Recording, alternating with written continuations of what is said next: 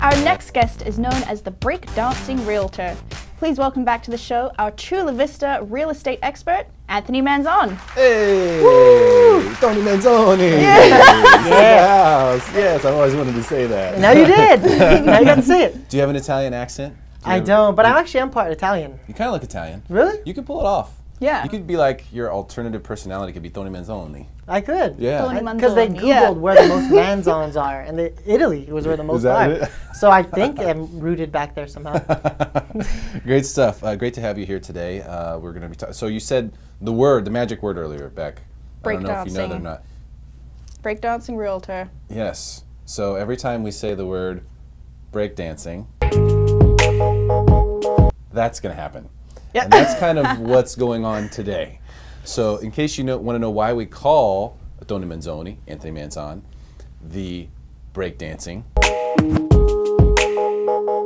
realtor, that's why. That is why. That's why. We get down. And stay tuned, because we will show you the full 30 seconds, I think it is, Dang. total. Yeah, it's like a 30-second breakdown that he does Yeah. at the end of the segment, so stick around for that. In the meantime, let's talk about your area of expertise professionally, which is down in Chula Vista, real estate. And what I think is interesting is, we did the real estate debate recently, last week. Oh. And I had a lot of people talking about East County versus the South Bay. And as this conversation was going on, I wish you were there. Oh, man. But I was like, I'm going to have to ask Anthony a few different things that are coming from this. And one of those things was they were comparing East County to Chula Vista and saying, well, there's no Mello Roos. Or there's no HOAs, things like that, and the schools are comparable, so East County's better. So, I'm gonna have to talk to Anthony about that and see what he says.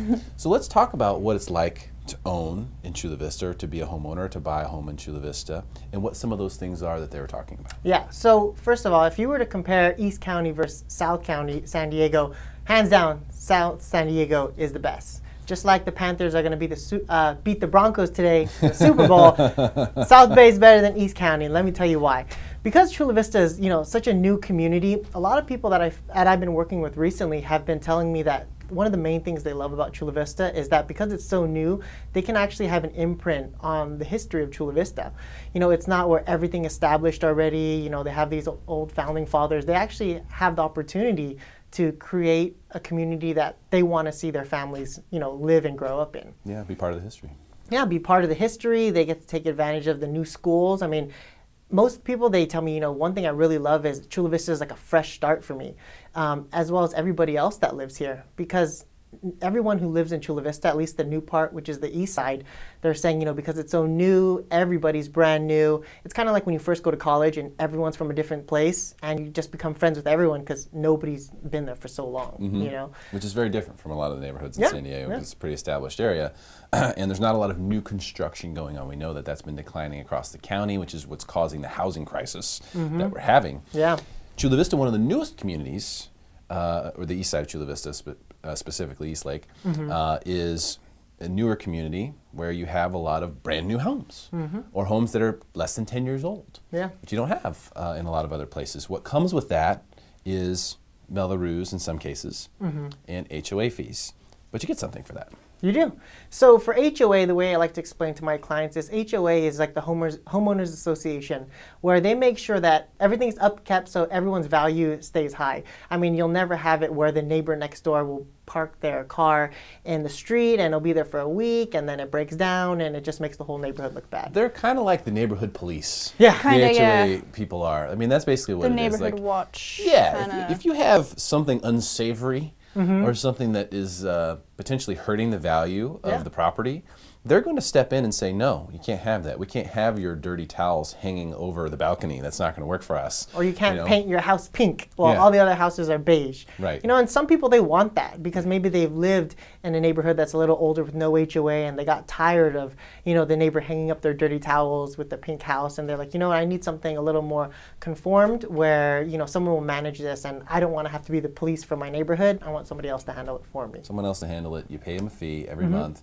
And what you get from that a lot of times is also other amenities, which I think a lot of people sort of forget about. Yeah. that you get, you know, the pools and the recreation and the fitness centers and things like that.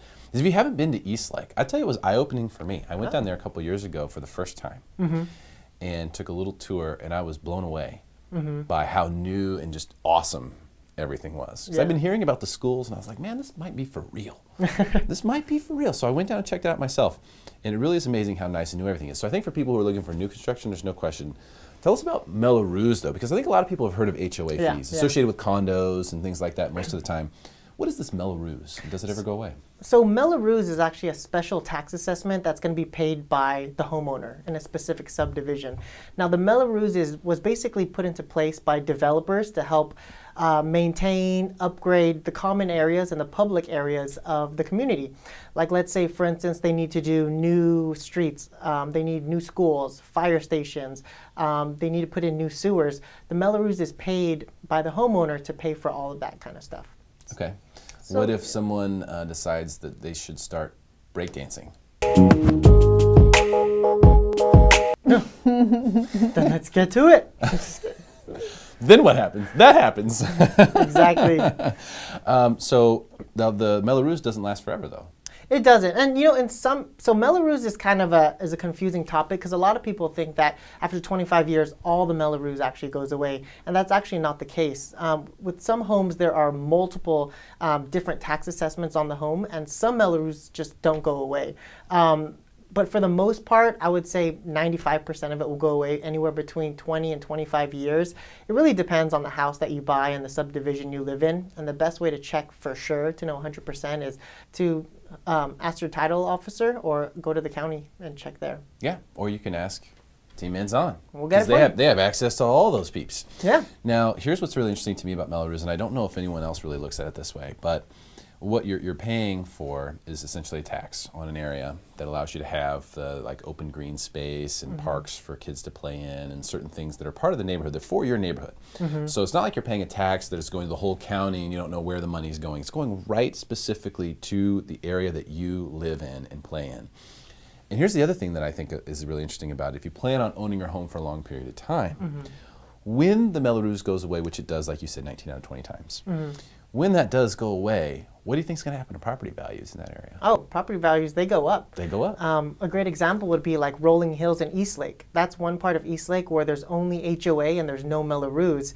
And you can take that exact house in Eastlake Greens and that value is considerably a lot lower because people have to factor in the Mello Roos into their pre-approval price.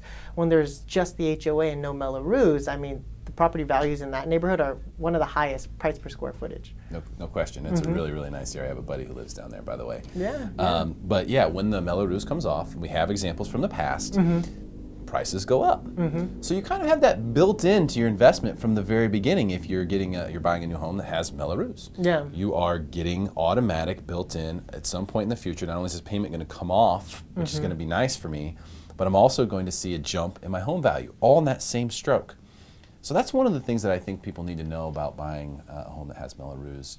Is there anything else people should know? Yeah, one more thing is that when you look at Mello Roos, like what I'm telling my clients is, you know, look at the age of the home and calculate 25 years out. If the house is almost 25 years old, you can almost assume that the Mello Roos is going to expire pretty soon, even without checking the county, when it expires exactly. So we're having clients that are buying some houses that are 23, 24 years old, Mello Roos just about to expire. And you know, a lot of people are kind of straying away from those houses because the Mello Roos is a little bit higher, but they're buying it now, only have to pay it for maybe a year or two, and then they get the benefit once it expires. Yeah, that's actually a really good investment speculation idea right there. What else do you think that buyers need to know about buying in Chula Vista right now? What else do buyers need to know? Honestly, I mean, rates are good. I mean, rates are low. They're historically low. If you want to get in at a time when rates are low and they may never be this low again, I mean, now is the right time to buy. Okay, so let's talk to those same buyers who might be looking for hot properties. You got any of those for us today, too? Yeah, so actually we have a new listing that's going to be hitting the market February 20th. We're doing our mega open house. So if you want to see us in action, February 20th and 21, it's at 1025 Camino Atajo in Rancho Del Rey, just an HOA there, no Mello Roos, kind of what we were going off of. Yeah. Great home, 4-bedroom, 3-bath, about 1,800 square feet, has a deck with a crazy view, nice swimming pool with an outdoor bathroom. This house is completely custom and upgraded. We're selling for $560,000. Oh my Ooh, gosh. wow. Yep. Nice. Dude, that's going to fly off the shelf, especially with the mega open house. Yeah. Because you got to go try your special sauce there. You make your own stuff there, right? Oh yeah, my world famous shredded barbecue beef sandwiches. Shredded barbecue beef yeah. sandwiches. You got to check them out, the mega open house. Of course, if you're looking to buy or sell real estate down in Chula Vista, you know who to call. Call Team Manzon, Anthony Manzon. The breakdancing realtor. Thanks, Anthony, for coming today. Really Thank appreciate you. your time. And stick around, of course, for more Smarter San Diego TV, where we Guaranteed to make you smarter than everyone else. commercial free.